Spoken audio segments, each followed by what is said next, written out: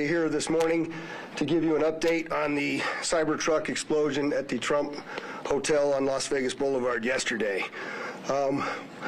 Our work never stopped, as many of you went to sleep last night, and I just want to give you an update on a lot of what it is that we found through the processing of the Cybertruck. This is a joint investigation involving the FBI, the ATF, the Las Vegas Metropolitan Police Department, and these folks worked through the night and found a lot of stuff that is very useful for this investigation. As you look at this Cybertruck here, we had to transport this down to our fleet services so that we could really get through this thing. And I remind you that the subject inside wasn't able to be removed for a very long period of time because he was burnt beyond recognition. And so as we continue to move through this, I'm going to talk a little bit about his identity and what we believe, but I would like to highlight a couple of things that the teams found inside of the Cybertruck that are useful to the investigation. And that, first and foremost, is a military identification. We also found a passport. We found a Desert Eagle 50 caliber semi-automatic pistol. And if you'll notice on a lot of these guns that we're going to talk about here, they're almost just burnt beyond recognition as well. There's a SLR model B30 semi-automatic firearm, number of fireworks that were still in the vehicle that had to be removed. Notably, we found an iPhone and a smartwatch, and then several credit cards were also in the name of our subject. Our subject is 37-year-old Matthew Livelsberger. He's of Colorado Springs, Colorado, born July 22nd of 1987. Now, as you'll see here on a picture of his driver's license, the question really still remains for me, and I know that there's a lot of you folks in the media that are identifying this person as a person in our vehicle. As I mentioned to you already, his body is burnt beyond recognition, and I do still not have confirmation 100% that that is the individual that was inside of our vehicle. And so as I'm calling it now, the subject or person of interest, I will not come back until I have the confirmation through DNA or medical records that this is indeed, in fact, the subject inside of the vehicle. Now, further complicating this identification of this individual, we also discovered through the coroner's office that the individual had sustained a gunshot wound to the head prior to the detonation of the vehicle. One of the handguns was found at his feet inside of the vehicle. Obviously, in how we're trying to identify him, and I'm feeling comfortable to give you this information, is a tremendous amount of substantial evidence to include he rented the Turo vehicle. There are two tattoos, one of which was on the stomach and one of which is on the arm, that we can see bits and pieces of it as in comparison to what it is that we now know he had on his body. That has given us a lot of confidence that this is, in fact, the same person, as well as the clearly obvious, which is the credit cards, the military identification, the passport.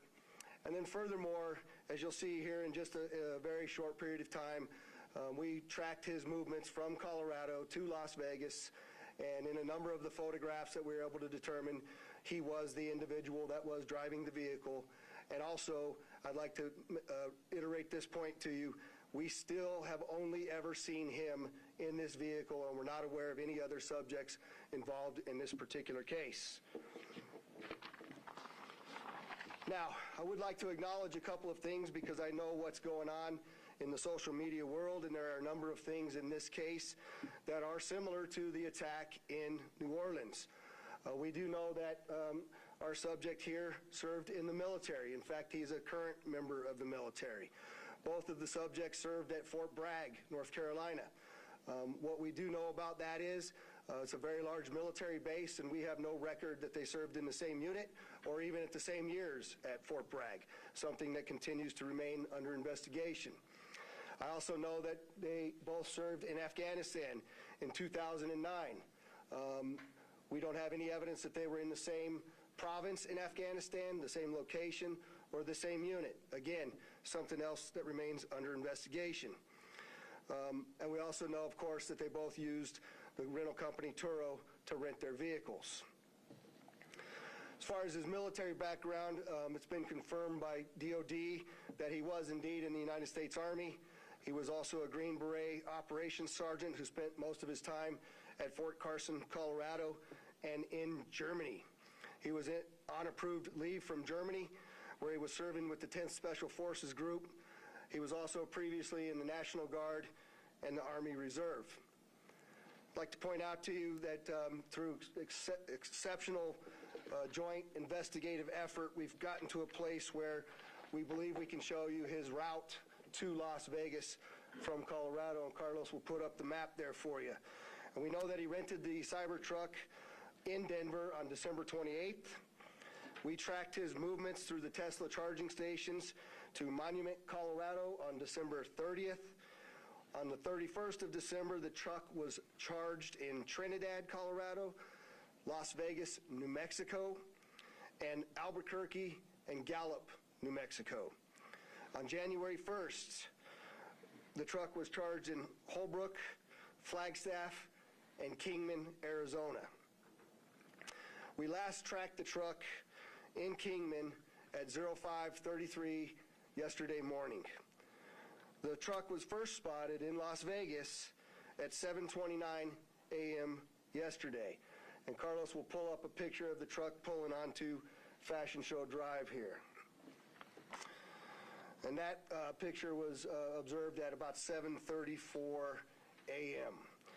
We know that he pulled into the Trump Valet, and I believe we have a video of that. You can see the Cybertruck highlighted there.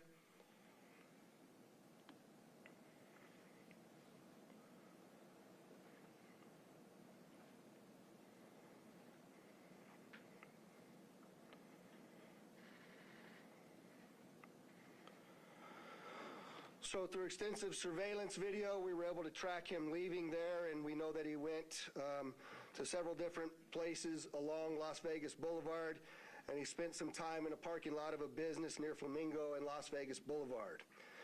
We didn't have a video of the truck pulling back onto Las Vegas Boulevard from the sands.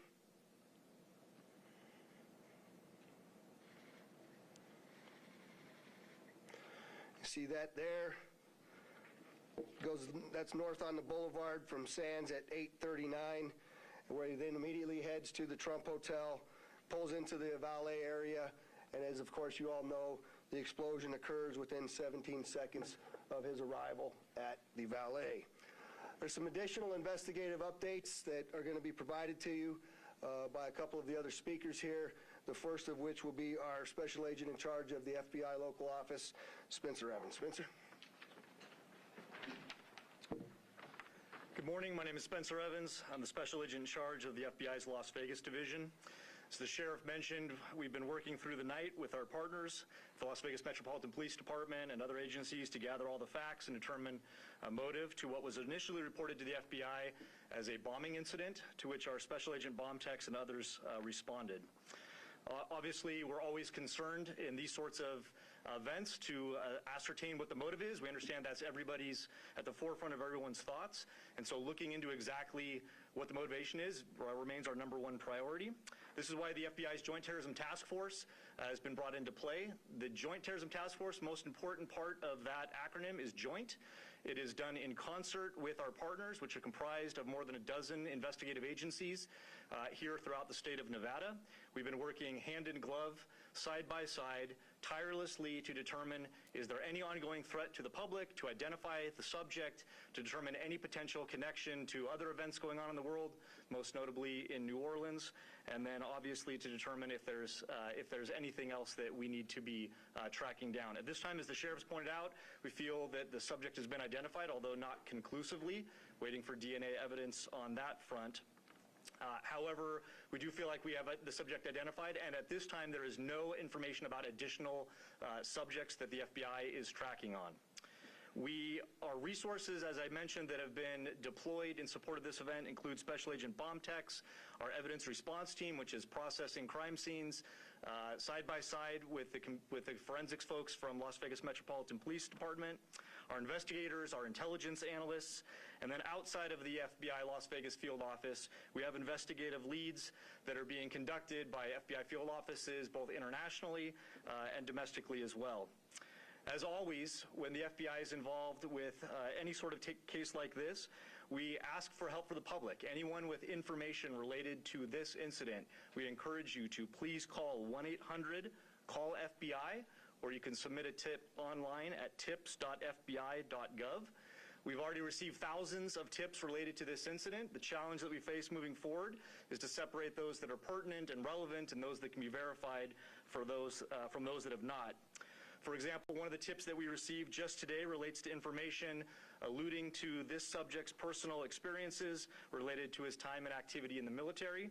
Again, that's unverified and uncorroborated, but one of many tips and leads that we will be following up in the days that come. If you have any additional information, again, encourage everyone, 1-800-CALL-FBI or submit it online, tips.fbi.gov. We will tirelessly work to exhaust all investigative leads and conclusively determine what the nature of this particular incident was, what the motivation was, and to the extent possible, share all that information as we obtain it. I'll now turn some time over to the Assistant Special Agent in charge from the ATF, Kenny Cooper.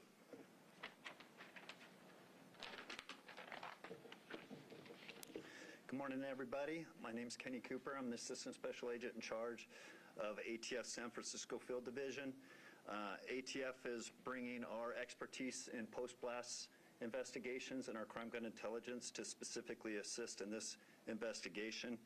I will tell you that our Special Agent bomb techs are working with FBI and with Las Vegas Metro and sifting through that post-blast debris to find components and investigative leads that will derive from that evidence process. We're too early into that investigation process to give any determination as far as how this device was initiated. I will say that we do know that the components primarily consist of fireworks, mortars, aerial shells, and are all consumer fireworks. Nothing commercial grade has been discovered at this point, and we've identified some fuel enhancers like the Coleman fuel and VP racing fuel and some explosive targets that can be purchased at any sporting goods store. We've also, as the sheriff mentioned, we've identified 2 semi-automatic handguns recovered from the Tesla. We have successfully traced those firearms, and I can tell you that Matthew Livesberg lawfully purchased both of these firearms on December 30th, 2024. We have agents following up those investigative leads. We know exactly where those firearms were purchased, and we will share any developments from those leads as they come in. Thank you.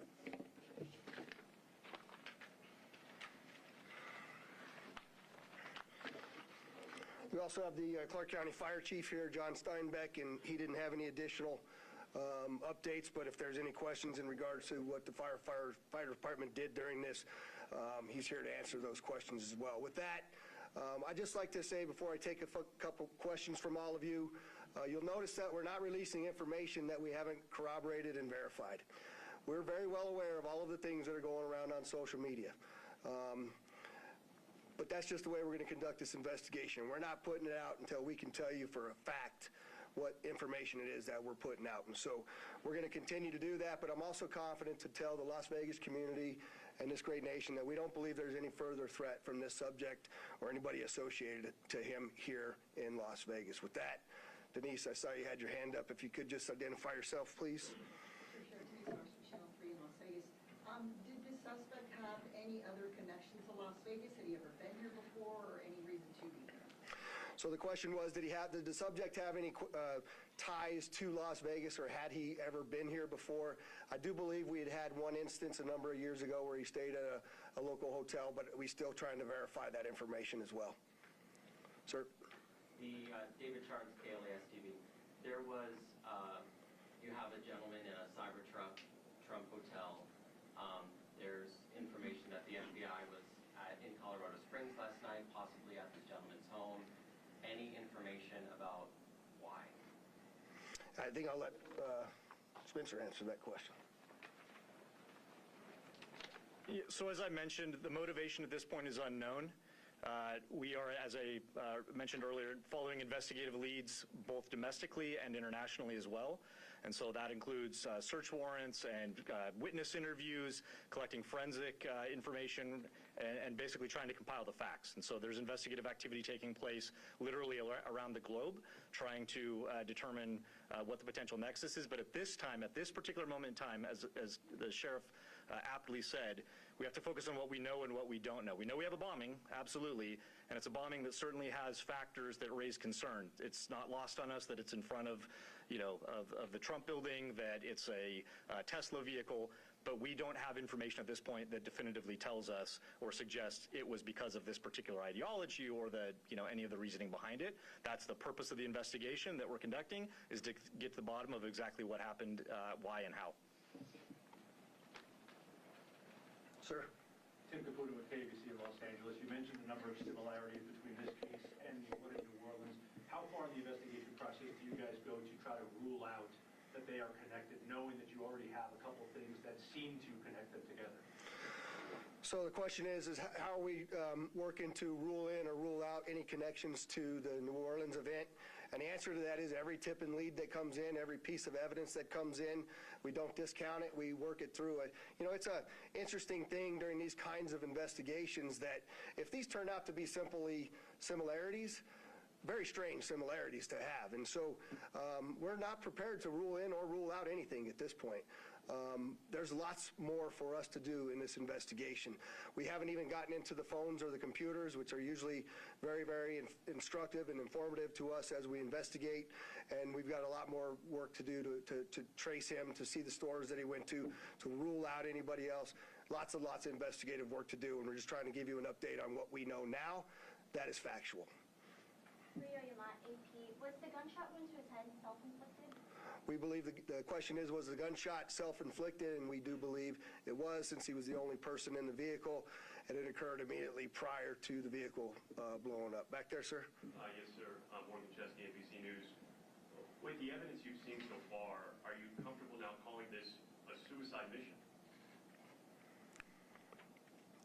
The question is, am I comfortable calling it a suicide mission? I'm comfortable calling it a suicide with the bombing that occurred immediately thereafter. I'm not giving it any other labels. And with the friends and family you've spoken to so far, have they shared any prior red flags? The question is, did we have any of the family members share any particular red flags? Again, I'll go back to what I know is circulating on social media, but none of that has been verified at this point. And final question, real quickly. All the components you found inside the Cybertruck, were they all purchased in Colorado? The question is, were all the components found inside of the Cybertruck purchased in Colorado? And I don't know the answer to that. That's part of why we're doing the extensive part of the investigation. Neil, Associated Press. Can you talk a little bit about the security measures you have in place at the hotel now? So, as you all know, we had just successfully completed a New Year's Eve event where hundreds of thousands of people come to Las Vegas.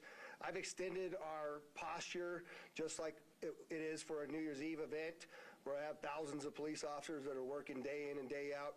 Obviously, dozens and dozens of people that are working on this investigation as well. We'll continue to look at what that security posture looks like, but I'm confident in the safety of our community as we move forward. Go ahead in the middle there. Joe Mueller, Channel 13 here in Las Vegas, ABC. Did Luxemburger have any sort of criminal record at all? And also, do you know when that Turo vehicle was rented? The question was, is there any criminal record? None that I'm aware of. That has not been brought to my attention that he had a criminal record. And I said that the Cybertruck was rented on December 28th in Denver, Colorado. Right here? Hi, Stephanie Price, Fox News. Hi. Hi. Have you guys been able to verify that he checked into the Resort World Hotel the day before this? The question is, do we know if he checked into the Resorts World the day before this? I'm not aware of that information. Sir? Mike Allen, Fox 5 Vegas. You mentioned increased security presence at the Trump International. Is that going to extend further along the Strip, or is it just there? And how long do you anticipate that? The question is generally about the security posture, and that's entirely our entire community, not only Fremont Street and the Strip, but surrounding neighborhoods as well, just to make sure that we have the community feeling that level of safety that they need to feel after an event such as this. right next to you there. Katie from the Las Vegas Review-Journal. How exactly were you guys able to use the charging stations to track the car's route? The question is, how were we able to use the charging stations to track the vehicle all the way through? And I'm not exactly sure how to answer that question just yet. I know that there's some capability by being able to determine that the car is connected to the charger. One of the things that we're looking for is anybody that may have been at the charging location at the same time. We're looking to try to identify them because their vehicles would have also had cameras that would have taped anybody in and around them. We're trying to get people that may have been in the same locations at the same time that have video on their vehicle that could provide that video to us as well. I'll take two more. Go ahead. Rio Yamada again, AP. Can you talk about the damage being contained by the Cybertruck itself, and do you think that plays into whether he was aiming to hurt others or was it a public suicide? Yeah, the question is about the Cybertruck and the lack of damage to the Cybertruck and containing the explosion. Carlos, if you could put that truck back up there, it might be helpful. But, you know, you'll see if you look on the outside of that vehicle, it's hard to tell from that photograph. But other than the windows being gone, that's a bit more disassembled than it was at the scene, and the back area being blown off.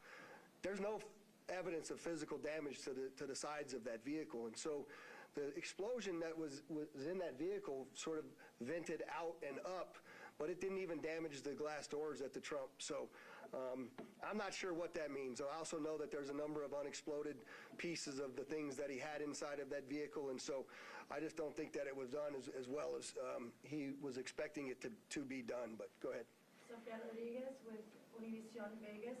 I was wondering, were you able to recover the video from the Cybertruck, or was that destructive?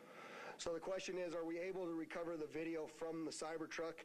And many of you may know that those Cybertrucks contain a tremendous number of cameras. Again, Mr. Musk has sent out a number of his folks that will be arriving here this afternoon with the intent to try to capture the part of that captured all of the video from inside of the truck. Sir? Just quickly, you had mentioned a number of the components in the back of the truck that did not go off. Maybe this is a better suited question for ATF, but when it comes to the rudimentary nature of the bomb, I think we mostly think of a bomb that is connected. This seems like individual kind of incendiary and combustible components put together. Can you speak to how you think this is a bomb, or was it just several pieces of things that might blow up and might explode that were just lit and gone off at the same time? Yeah, I'll tell you, it does appear that it was, I just want to be careful with my language here, but the level of sophistication is not what we would expect from an individual with this type of military experience.